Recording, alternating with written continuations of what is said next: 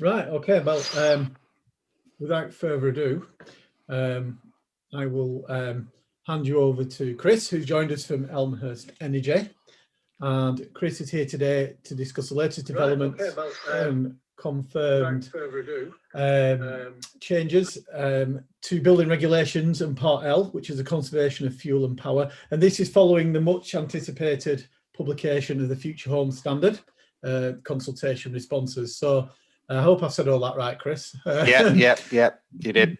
So we're off to a flying start then in that case. So without further ado, I'll hand you over to Chris. And as I say, if you wouldn't mind put any questions you have in the questions and answers box, we will look at those after Chris's presentation. Over to you, Chris. Excellent. Thank you very much. And thank you very much for the opportunity. I'll sort of start off with who I am. I'm Chris Ricketts. I'm the, for want of a better word, I'm the business manager of the consultancy team of Elmhurst Energy. So if I explain who Elmhurst Energy is and then where we fit in with that, that'll probably make a little bit more sense. So Elmhurst Energy is a group of companies. They're the largest sort of UK's accreditation scheme for energy assessors. So anyone that comes around, if you were selling your house, you're having an EPC on your house, or you're having a deck on a public building, display energy certificate that would be, or commercial buildings have EPCs as well. And we get involved with new build and retrofit compliance. And I head up the consultancy team in that group. And we specialize really in advice, services for the built environment and sort of energy management sector. So we sort of help clients, compliance with building regulations, energy audits, I suppose putting them on a pathway to reducing their carbon emissions and cutting energy costs. So that's where we get. I also get involved in a lot of research and technical reporting and modelling. And more recently, I've been involved in sort of looking at developers' specifications for their buildings, maybe commercial or even domestic, in particular, because they're interested in how they need to comply with this Part L and what's their ability to do so. But I will say that what I see coming out of this is that heat pumps are going to be a crucial technology to meeting our obligations. And hopefully this presentation will show you why I think that and how they can be effective then in meeting the sort of the next version of the building regulations. So I'm going to try and frame ourselves of where we are, any efficiency, the noise, the buzz that's in there, the finger on the pulse, the decarbonisation of our national grid, then this future home standard, which we were talking about, and then this building compliance element, which is about conservation of energy, the Part L1A being for new build, and there is a 1B for existing buildings. So that's the sections. I'll look at some of the recent developments. I'll look at that future home standard, how it's going to be implemented by sort of like building standards.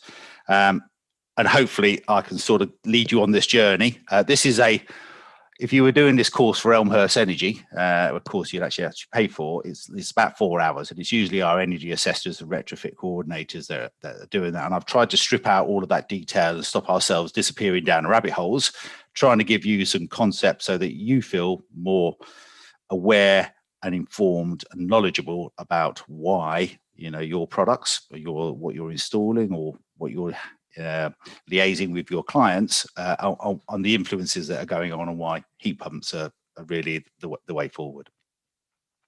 So there's been lots of news about energy efficiency. Certainly I would say in the last couple of years, climate change, pollution events, there's lots of faces, lots of events. And in fact, I think probably 2019 was probably one of the ones that was, was a big sort of noise about it. There was highly anticipated developments. There was a committee on climate change. The UK and devolved governments all started making decisions about what they wanted to do with emission targets. There's reports going back to Parliament, about how are we going to reduce our greenhouse gases? How are we going to prepare ourselves for the impacts? We had David Attenborough, he had some hard-hitting sort of documentaries highlighting, what we were doing as the human species on our planet. And if we just carried on the way we were going, we were doomed.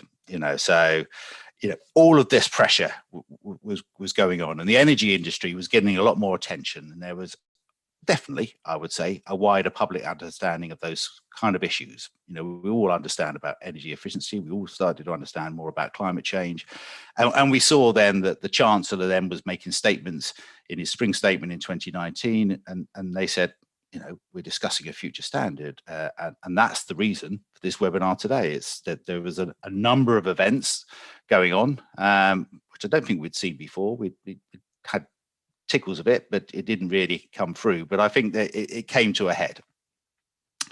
And you sort of then had this situation where you had all this attention, a wider understanding going on, and the government started doing certain sets of consultations. So they would come out to people like yourself. They would come out to policymakers. There would be research being, funds being generated, of which we were getting involved with. And in fact, even Boris Johnson the other day started talking about accelerating our plans because we've got this 2050 target that we're trying to achieve. And there was this whole sort of report done called the Green Growth Strategy, and ultimately they decided that needed updating. If we just carried on the way we were going, we weren't going to achieve where we needed to get to. And this essentially was this 2032 pathway they were talking about. So the government came under a lot of criticism. They'd been sort of inactive. Some of their policies hadn't really been updated. And if we just carried on building buildings the way we were doing, there was a prediction pretty much, we were just going to, as the graph will show, we would just increase our CO2 emissions.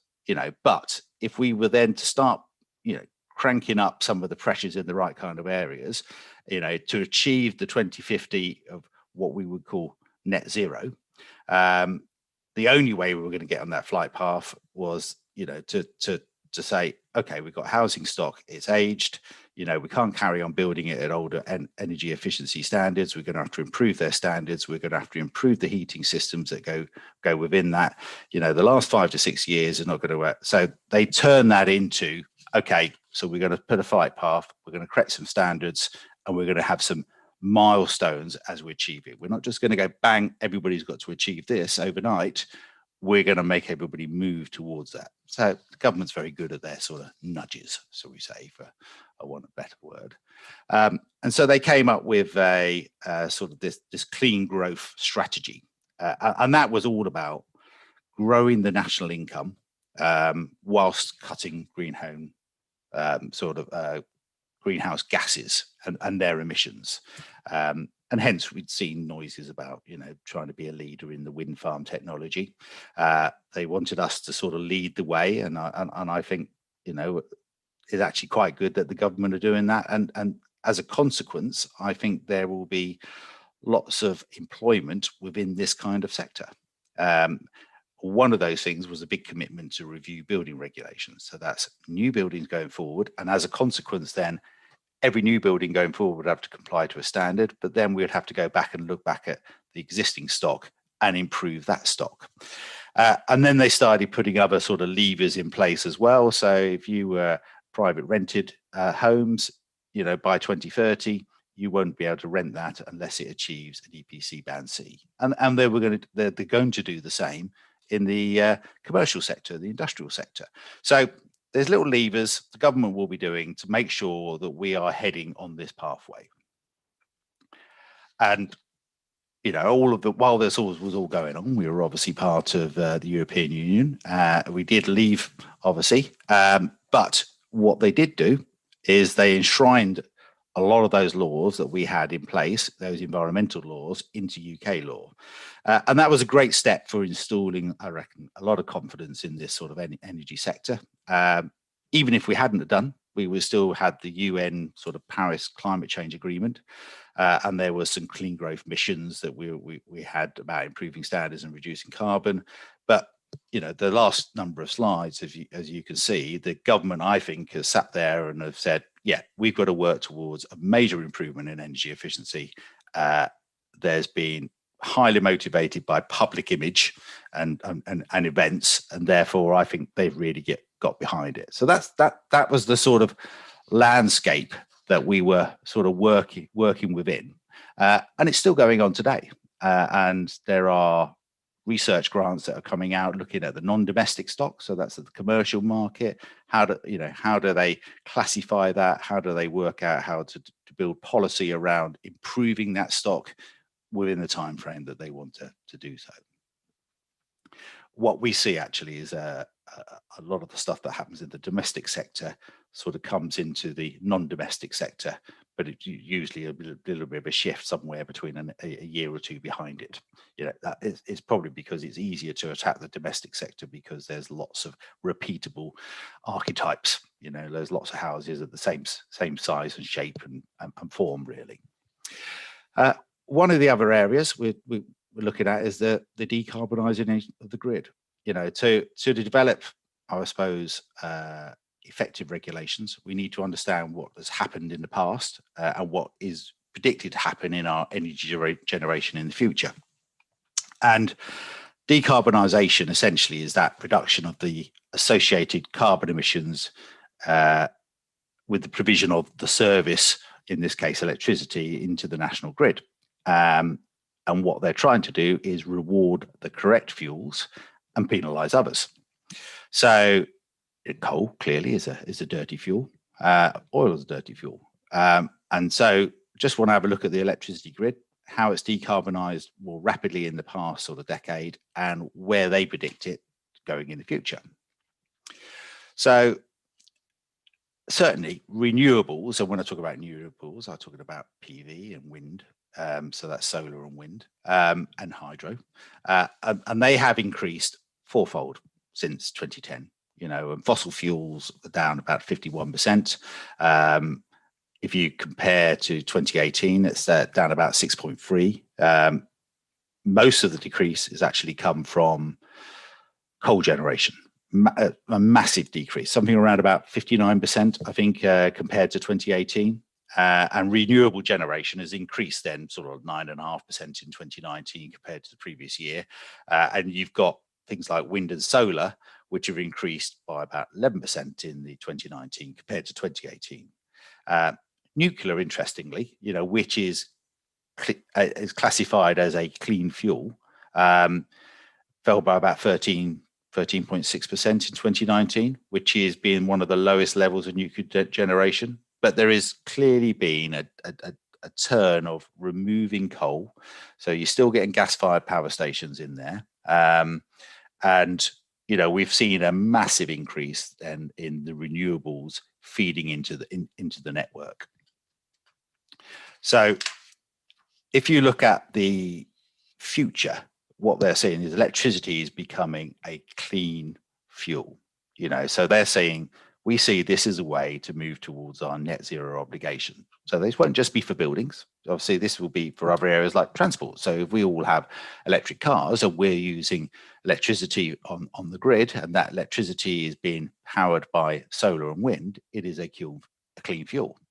So they're seeing renewables building, and the generation then is being driven more than by renewable technology. Natural gas, they're expecting to decay, and we may have to import some in some areas. It depends on, I suppose, grid demand and energy use, and and that's part of the challenge that they have is, development of a strategy also means that people increase their usage, but what they're trying to do is reduce the demand per sort of footprint. So somebody's home, instead of using 15 kilowatt, uses 10 kilowatts. So it's all about reduction per sort of area to allow that expansion in growth in our strategies. This is if you can go to this is a my grid gb.co.uk. If you go on it, and you can see the sort of the present sort of electricity mix in Britain today. So this was a snapshot done a couple of weeks. In fact, I just did it about an hour ago. Interestingly enough, it was we're 43% from low carbon sources at the moment, and it was producing something like 35 kilowatts. with an intensity, a carbon intensity of somewhere around about 261, it was an hour ago. So, but if we want to target for 2050, and we've got this milestone at 2030 of being 50 to 100, we're still way off it at the minute, but compared to 10 years ago, that is a massive move, that is, but what that is representing is that electricity is being seen as a renewable source. So where does that fit us? So this comes to the future home standard. So that clean growth strategy where the government sort of announced, we've got to get ourselves on a pathway. We're going to do this future home standard. So we want all new homes from 2025 to be 75, 80% less carbon emitted than homes built today. So, and we're in building standards that are 10, 11 years old in some instances. And just the way some of those standards are allowing homes to be built. So a developer in current times, before the new standard comes into play, if they start on a plot and the standards change, they can finish the plot to an old standard. That's so you think you're buying a brand new house, but actually it might be built to an old compliance standard. And obviously to achieve this standard, there are certain milestones they're going to put in place and changes to the building regulations to keep the buildings of dwellings on this flight path. So it doesn't all happen at once, but this impact is definitely going to have an impact on the uptake of heat pumps. And essentially, they've done all of these consultations, and these consultations went on. Probably COVID did have an effect upon it, but this future home standard, for want of a better word, is their defined path by 2025. What do we want the standard for domestic and commercial buildings to meet? With 40% of our sort of UK total energy use coming from buildings, from heating and powering a building, if we can affect that, then we're having a big effect upon our carbon emissions. Transport is another big one after that, which is why we'll see the drive towards sort of electric vehicles. And if we can set the standards for buildings, from a thermal efficiency point of view, so we can reduce the amount of energy that needs to go into them, and we can make sure that we drive them to using a low carbon heating source, then we're going to reduce energy and carbon emissions overall. And in doing so, they were going to raise the standards of all buildings being built today and then being renovated. And that's their positive step in meeting our targets. So this actually is talking about England. So we obviously, as devolved states, we've got Scotland and Wales. And what's interesting is they often follow not long after the standard. So England will produce their standards, say this is what we're going to do. Scotland likes to then come in and they may tweak certain areas, usually probably just go a little bit further. And Wales seem to be in line with us at the moment with the English one. But they're all out in discussion at the moment, but they will certainly follow this kind of path. So the new standards for building properties would encourage a real high thermal efficiency, low carbon heating. And in practice, developers are going to expect to meet that through tightening their fabric standards. So they're going to have to improve the specifications of their walls, their floors, their roofs, what windows they put in. They probably have to do some kind of on-site generation like a PV. And they're going to have to fit other energy saving sort of measures like wastewater, heat recovery. But definitely, although we'll see an interest in installing low carbon heat. And sort of implied out of these standards is that the initial proposal was they expected heat pumps to be the primary heating system for new homes. And when they went to consultation, that actually was a decision that was supported by about 70% of the consultation from respondents, and they said heat pumps, key role to play in the delivery of this standard. And it sort of came out, then just went into abeyance for a long while. And then obviously at the beginning of this year, it sort of got published. And they had a couple of proposals in there sort of saying, well, do we uplift by 25% or 31%? We've got standards today, and we want to improve it. Just how far do we move? Do we make a big move now so it becomes a little bit easier to make another move later on? The consultations, is essentially ran from October 29 to 2019, that would be, to February 2020. And then they obviously got published then at the beginning of this year. And it's expected that all new homes will not be able to be heated with gas, oil, or LPG. So that means electricity is going to be the power source. Homes are going to have very high standards, probably be triple glazing, and heat pumps, therefore, will probably be the default solution, or heat networks. And they anticipate, the increase of heat networks. And interestingly, I think heat networks will be a challenge area, and actually that will be an industrial heat pump solutions. I think will feed into that, along with sort of like mining, water, that kind of stuff. But out of the sort of respondents that came back to them, as I said earlier on, 70% felt that heat pumps had a role in the future home standards. 26% said we wanted it, we think heat networks will be a good solution. There was a quite low number sort of talking about direct electric heating. But there were some concerns that were being written about of heat pumps and the quality of design and installation and the changes in consumer behaviours, and would the supply chain be able to support that? And I suppose that's the challenge for us in this industry to prove how we can do it. They also talked about this heat networks, and that's a great way for exploiting that sort of larger scale renewable, recovered heat sources from energy from waste and waste heat in sort of industrial processes, and heat from rivers and mines, that kind of thing. So I think we'll see some sort of like research and development going on within those kind of areas. So they came up with this initial sort of timeline, and you'll see there was from them saying, yeah, we're going to do something. There was a whole bit of research they're going to have in place, and they're going to do some case studies and develop some evidence. And, with 2025 being this sort of future home standard.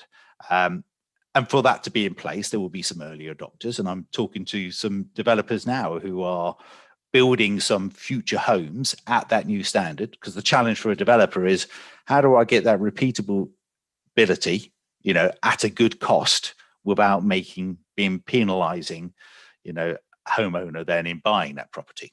And there was a whole chat that got discussed in this consultation and said, are you going to accelerate it? Is 2025, are you going to bring it to 2023? And in the end, they produced this new sort of thing. And they said, look, okay, let's clarify how we're going to do this. So we are going to accelerate our move a little bit more. We're going to bring forward a consultation on the spec, the new spec, and it will be an improved standard from where we are today. So this new building reg is an interim stage. It's just the first thing to step us towards where we need to be. There's a lot of work we've got to do, so we're going to set up some technical working groups. We've got an industry task force. We're going to do some case studies on housings that have been built to these 2021 standards, and look at the people with the early adopters, where their challenges are in the marketplace, and that will look at supply chain of products and which low carbon technology is being used. And then further out, that standard, that specification standard will be in place from 2025, and that will be reducing a house compared to a standard today 75-80% less emissions. So that's a massive move from a house that you can go and buy today compared to what you will be able to buy in 3 or 4 years time. And with that is probably going to be the prohibition of gas central heating, which is the default solution today for a developer. Now, will they outright ban it? I don't know, but I think what will come in place you will see probably a prohibition of future connections to gas networks. So they will make it difficult, to get round this problem.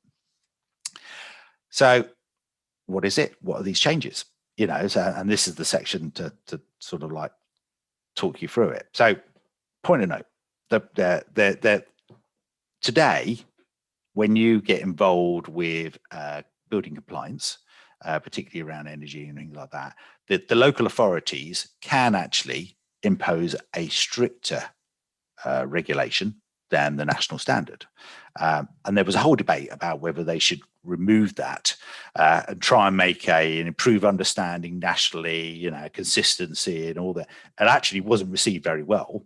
And in the end, the Ministry for Housing and Communities and the MHCLG essentially said, okay, we're not going to implement that. We will allow that to be in place. So you can still get the situation where I could go work for a local council and actually they may impose a greater standard. And a lot of them may be doing that because there's about 100 local authorities that have all declared climate emergencies. So they themselves are turning the screw on. And we've done some work with some of these councils about what they're doing with social housing, what they're doing with non-domestic buildings, what they're doing with industry. And Part L, is the building regulation that looks at that construction of a building, new, or it's a change of use. So sometimes, it's this, I've got a shop and I'm going to make a dwelling in the back of it, make a maisonette or whatever it might be.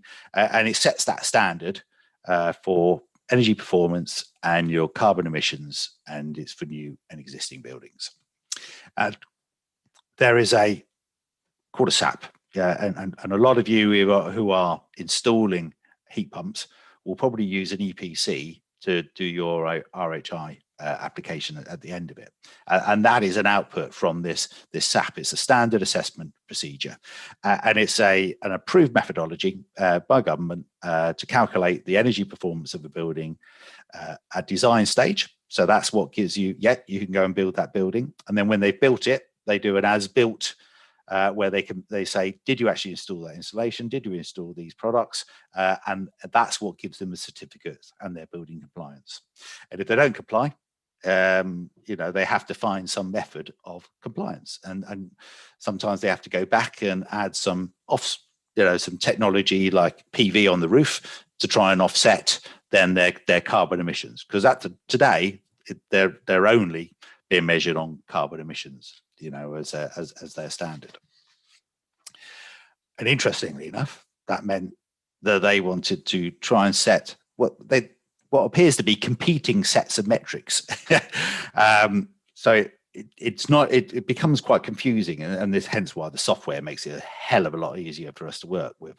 So these compliance metrics, these are targets then that are set in this SAP calculation and this methodology, and you will get an on-construction energy assessor. He'll measure the building, he'll inputs all the envelope details, the ventilation, heating, renewables, feeds that all into the software, and he calculates then its performance against a set of standards. And every new dwelling has obviously now got to meet these new 3 compliance metrics. And as I said before, they only had to look at carbon emissions. Now they've got primary energy, and they've also got this fabric standard that's built into it. And originally they were looking at, in the original consultation, there was a whole discussion about removing fabric and saying, we won't worry about that. We'll just measure carbon, and we'll put cost in there as well. They wanted an affordability matrix in there. And there was a lot of debate about, one, the affordability bit they felt could be captured by using a couple of other metrics, so let's not build that into the equation. And then there was a bit of criticism saying that if you didn't put in a fabric compliance metric, you could end up with really poorly built buildings with low thermal performance being offset with, or being masked by, lots of green technology. So sticking heat pumps in, sticking PV in, all and heat recovery units. And in the end, they decided actually they would not ban it, get rid of it. They would keep that sort of fabric energy efficiency standard in place. So all new buildings from next year. So it gets published at the end of this year, and then there's a 6-month implementation stage. Will have to then comply against primary energy, carbon emissions, and this fabric energy efficiency. And when when you put it into the software, you put your building in, it then compares it against some target rates, which basically are a benchmark for a notional building of the same size and form of the building that you're actually measuring at the moment, but they've got some specified levels of fabric and building services, and they're actually quite tough. So surprisingly enough. So primary energy is one of the new ones, and primary energy looks at, I suppose, if you think about energy like coal, has got to be mined, it's got to be shipped, it's got to be brought to the place it's going to be burnt before it creates energy that can be put into the grid. And what they've decided to do is to say, well, actually, if you then use a renewable source, and there isn't a cost associated with that, there is no extraction of the fuels, there's no transport costs really, and generation may be cleaner and more efficient, its primary energy will be lower than some of the other fuels. And so they introduced this sort of metric as a mandatory target, and you're not allowed to exceed it. And basically, any fuel that takes a lot of energy to generate and to process and to transport, to get to the dwelling where it's going to be used, will perform badly in compliance calculations, and therefore will become more difficult to get your building through if you happen to be using gas or oil or LPG. So it's driving people towards using electricity. Hence, conversation earlier on about the decarbonisation of the grid. That's why they're doing so. So when they're thinking about, we want to have nearly zero energy buildings for the future, if we can get the fabric of a building really, really high, so you have very low energy loss, and actually we create heat by being in a building, so we don't have to put some additional energy into it.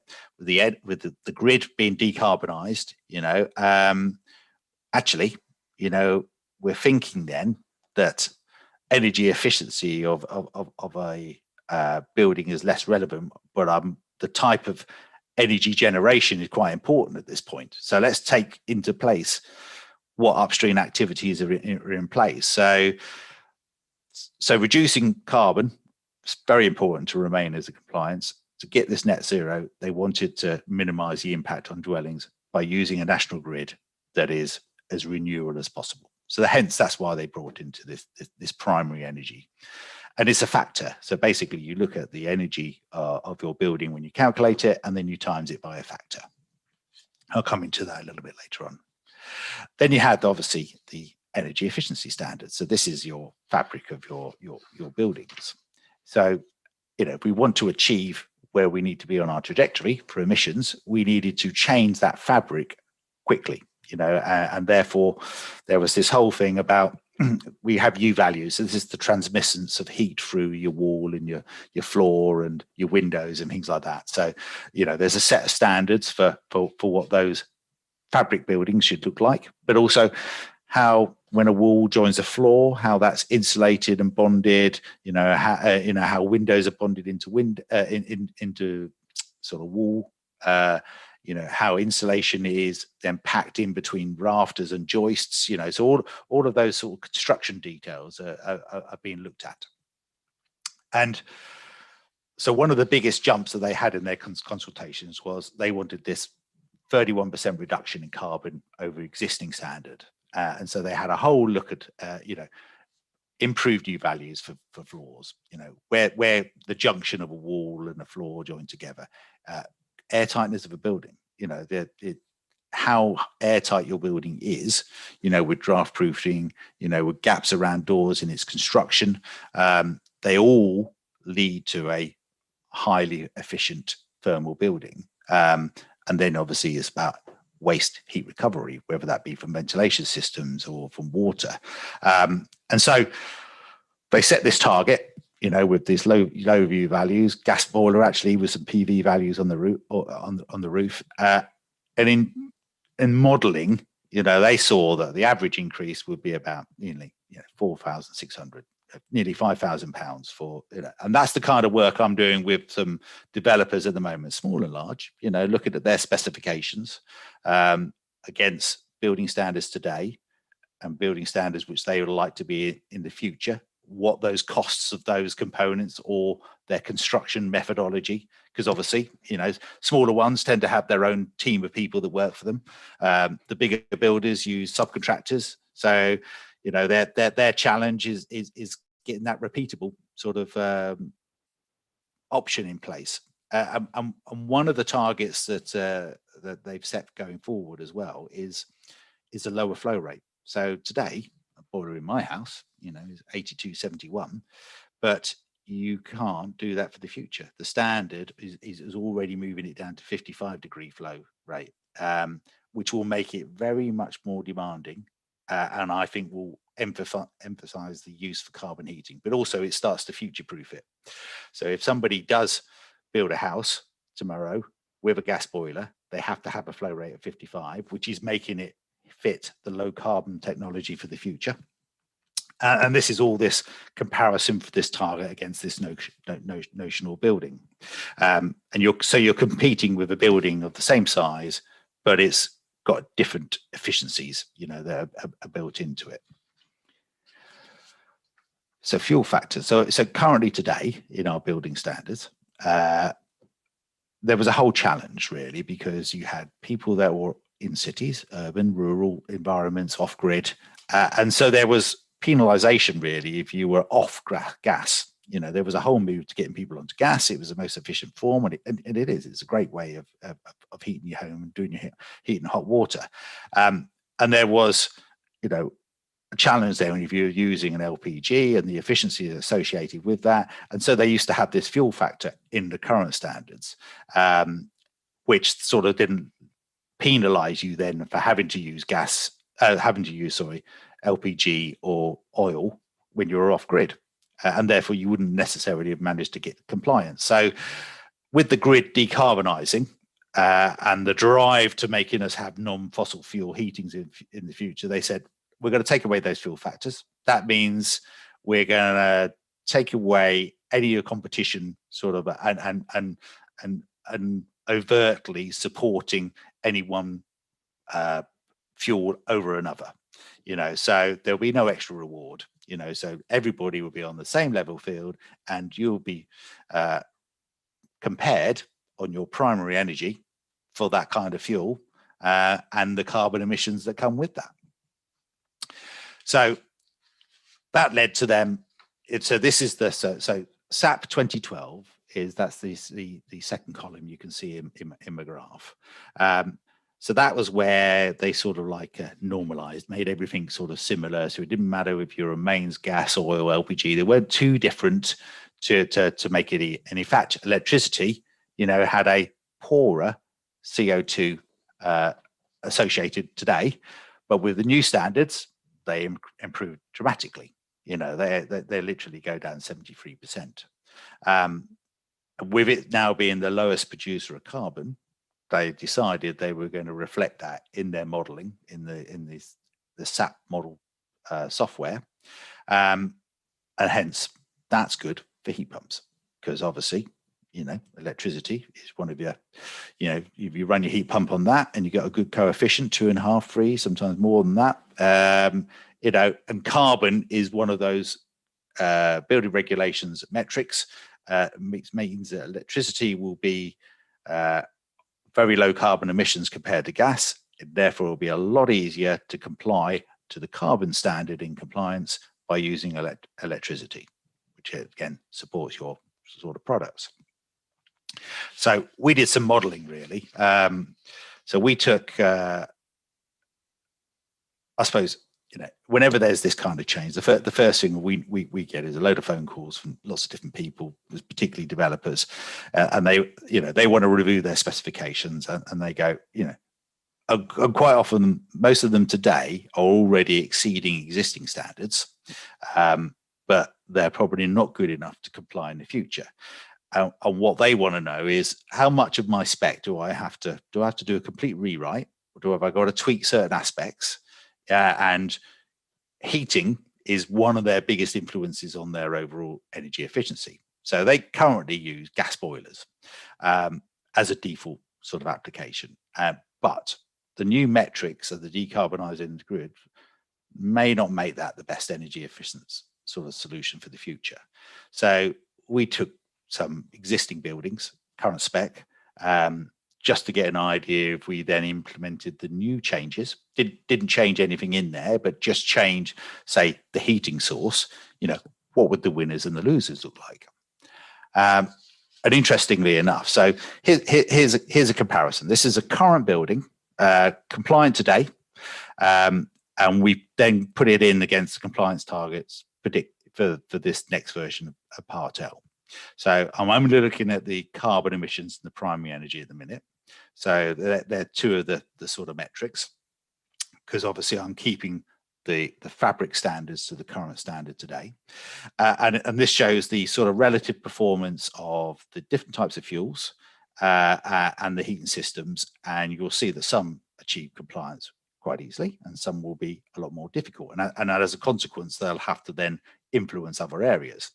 So carbon being one of the metrics, the predicted carbon emissions are in the sort of left-hand column, with the maximum amount, which is in the right-hand column. And you'll see that sort of oil, LPG, they've got the highest emissions of all the fuels. They wouldn't comply just by default. But actually, if you were a standard heat pump you would have put in today, just take it out of the database that's built into SAP or direct panel heating,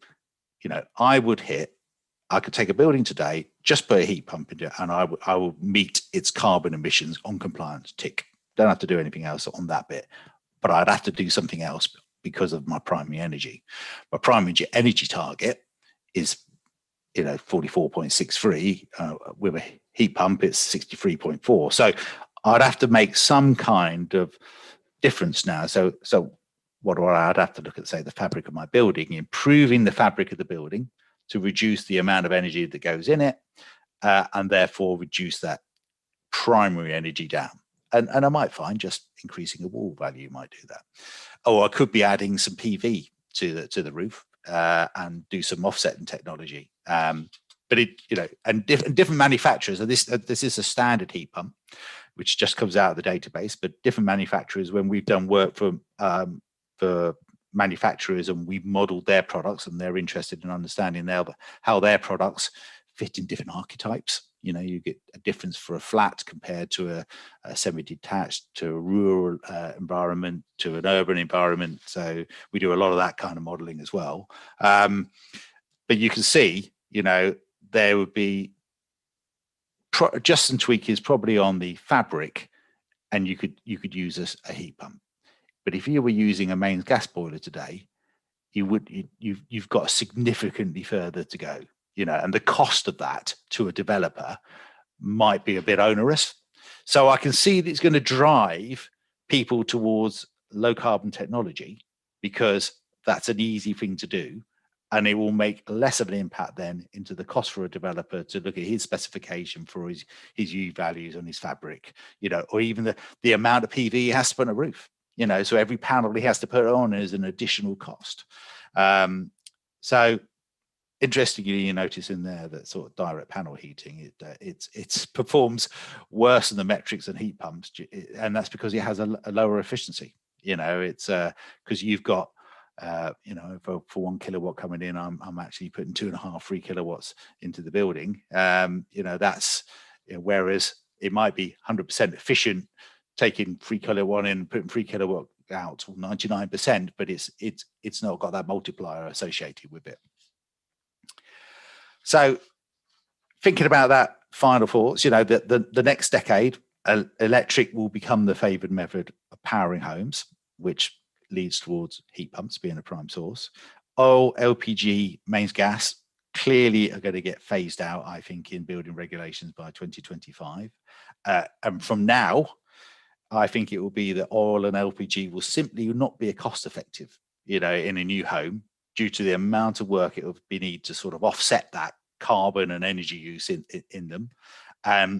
Low temperature heating is going to be future proofed into those homes. with this flow rate being moved down to 55, we may even see it move further. They move 35, 40, I don't know. But the future then, if we've got this milestone in place, that means that the switch to a heat pump at a later stage means there will be less of a, limited amount of work required to do so. The challenge today, and other bits of work I look at, is how much existing radiators are oversized today that you could put a heat pump in without having to make all those system changes that people need. So, that's the sort of final thought of that.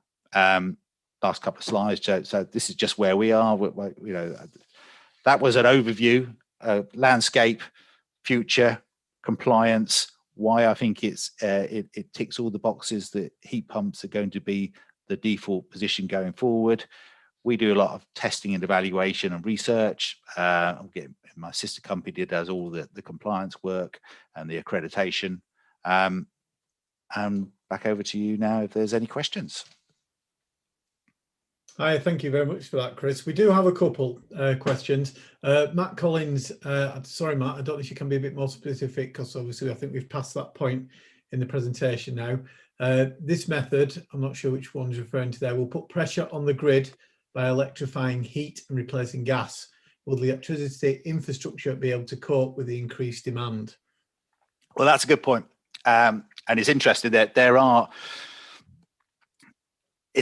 to me, I agree with that statement. And this is where I think the government has its challenges. And I know that they set up lots of sort of research into these sort of areas. So there's some research going on, which I was talking to Oxford more recently, and where they're trying to overlay all of these pieces of data of information, with energy generation companies, the network, the users.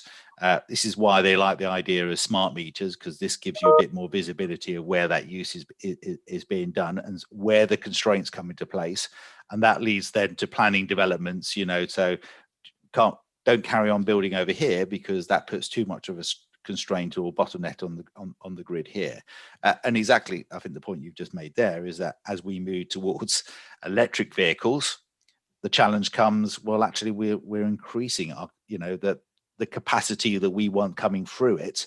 So yes, I think it will do, but it is being built into their research and their policy developments, but they have, they can't just tear up and got a blank piece of paper, they start from scratch. They have to keep building on what's been done. And I think we'll see those nudges then into Ofgem, into the network providers, into you and us. We'll have storage facilities. I think we'll see, this is my own ideas. This is Chris Ricketts, not necessarily me knowing anything, but I wouldn't be surprised to see more battery technology being used in homes, so that, we then all have a capacity being stored, which we can be taken and drawn back into the grid and being topped up, and when you plug your car in, your car's being charged. And actually, it's also being used as a resource, to draw off at perhaps at the later stage overnight. I think there will be a lot more development in that kind of movement of electricity, between lots of storage areas. So definitely we'll see some development on that. We've also got a question from Damon asking, I don't understand how panel heat does so well. Is it because of zoning? It does so well as in from the CO2 point of view. The only reason why it does well from a CO2 point of view is it's using electricity from the grid, and the grid factors that they're obviously allowing there says it has a low CO2 factor. So that's the reason why it complies well with that. What it doesn't work well with is ultimately its primary energy won't be good, because it just needs to reduce the amount of energy. That this is where they have all these competing metrics. So it may hit one tick on the box here, but it won't hit the next one.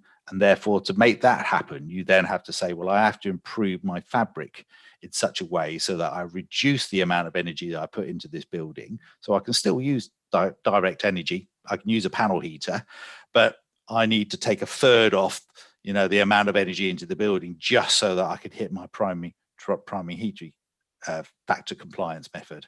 So this is where why they put 3 metrics in place, because they're trying to drive, one, use a low carbon technology. So try and use something that is low CO2 in the first place, hence electricity.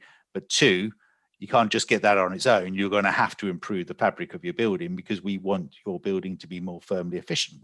We don't want you to be drawing 15 kilowatts of heat from any source. We want that to be 10 or 5 or even less.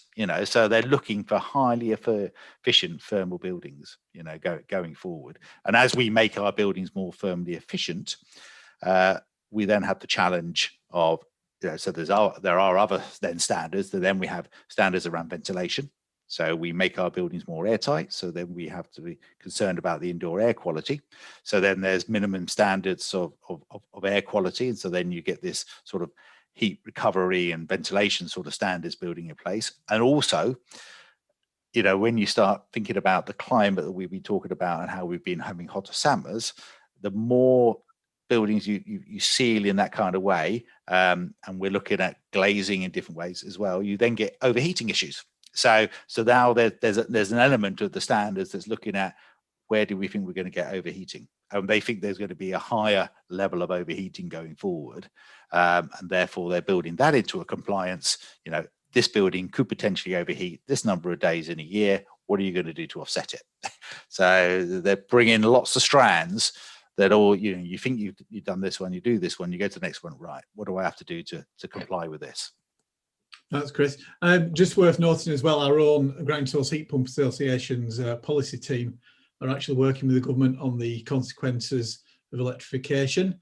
This is, of course, an area where ground source really comes into its own in conjunction with the smart grid tech. Just thought I'd just make that point that we are doing that as an association ourselves at the moment. Yeah, well, we were talking before we came on this webinar. We're talking about, I think the challenge for off-grid, and actually, I think there is a number of areas where I think the industrial ground source heat pump will make a sort of entry into the market, and that's because, take Nottingham for prime example. Lots of mines underneath it, all flooded with water, great stable environment for a temperature source. Why aren't we using that source? For using either in a heat network, and that's what it probably fits best into a heat network, instead of each house having its own ground source into that. Building a heat network and traveling it. And I used to work for Travis Perkins, and we used to do all of this kind of stuff for the heat network. With his energy from waste and stuff like that. There's lots of there is a plan to bring the whole of Britain connected up as one massive heat network.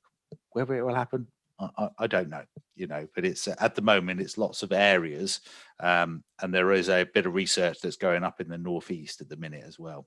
And there's, just in the background of all of this, there's lots of work going on as well. So you've got all the boiler manufacturers in a panic now going, okay, you're going to make it harder for gas. I'll tell you what, we can look at being hydrogen. Because hydrogen, when you burn it, what you're going to be left over with. You're just going to be left, it's just water. So they are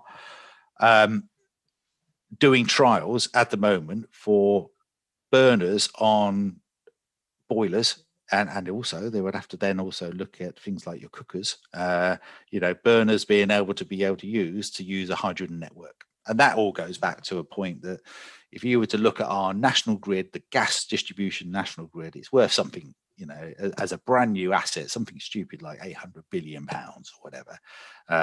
But it's there. Could you then have an hydrogen network then, instead of, so you've got all these competing technologies. They're all in sort of research and development, all going on, and some will come out better than others. I don't have the answer, because you've got to create hydrogen in the first place, and there's a whole debate about green hydrogen, blue hydrogen.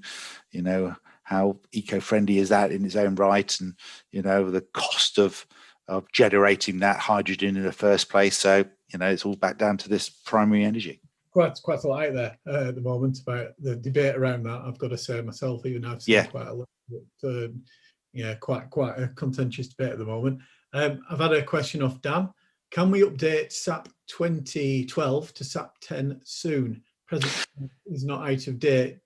So my sister company, the Elmhurst Energy, they created a beta version. So obviously we create the software based on the methodology the government gives us. So we actually have created this SAP 10 beta. So it is available through my sister company. I've got hold of it, and that's how I do my modelling, for the future on it. But it's not the version that's for delivery yet, because you're always waiting for them to, at the final def, so like in December, say, yep, that's it, that's what we've produced, that's what the standards will be that needs to be within it. But we've created our version, and it is out there. So there is a version available for you. If you go to Elmhurst Energy, it's called SAP 10 beta, and that allows you to do that compliance modelling. Quick question from Simon here as well, Chris. Existing housing in rural areas that may have restrictions on insulation improvements will still be reliant on oil and LPG systems. Mm-hmm. How will this affect them should the boiler fail? I'd say get ground source myself, but but that's what my answer to that is: get ground source heating, definitely. Yeah, well, and that's so the new build standard. So will come into force, and then what follows after that is obviously the retrofit or the conversion.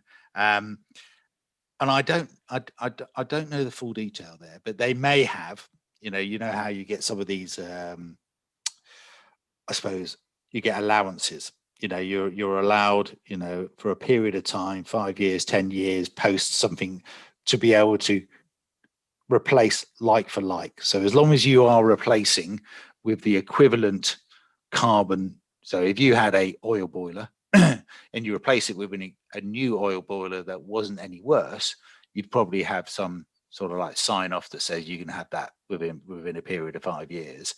But long term, that will pass by, and they will have to adopt some new technology. And exactly where, if they're off grid, then they're going to be looking at probably using electricity, and heat pumps will be a prime solution for that.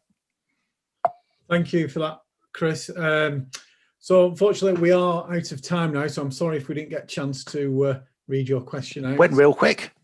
It certainly did. Well, thank you very much, Chris, and thank you everyone. No, thank you for the opportunity, and it was always nice, so I hope it was of use to people. I hope it was of use. So. I think we've got some very good feedback, Chris. We'll make this session available on our YouTube channel as well. So if you do want to recap anything Chris has said, please watch that. And also we will be putting up a link, if Chris would kindly share his slides with us.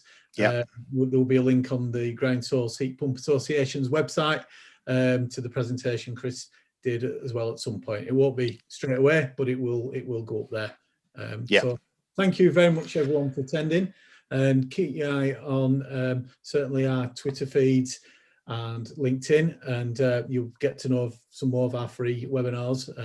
We try not to charge because we think it's worth sharing the message about heat pumps, certainly. We're one big network, we're all in lots of things, and it's good to talk. Exactly. Well, thank you very much everyone, and thank you again, Chris. Yeah, thank you everybody. Thank you. Cheers. Bye.